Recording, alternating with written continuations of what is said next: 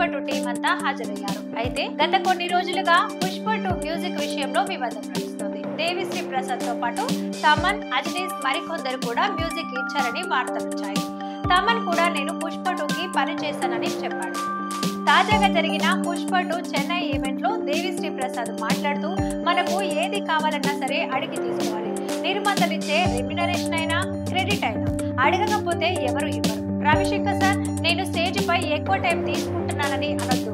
నేను సమయానికి పాట ఇవ్వలేదు, బ్యాక్గ్రౌండ్ మ్యూజిక్ ఇవ్వలేదు, టైం కి ప్రోగ్రామ్ కి రాలేదు అంటారు. మీకు నా పైన చాలా ప్రేమ ఉంది, కానీ కంప్లైంట్స్ కూడా ఉన్నాయి. ఇక్కడికి వచ్చేటప్పుడు కూడా రాంగ్ టైమింగ్ అన్నారు. ఇలాంటివి పర్సనల్ గా అడిగితే కిక్ ఉండదు.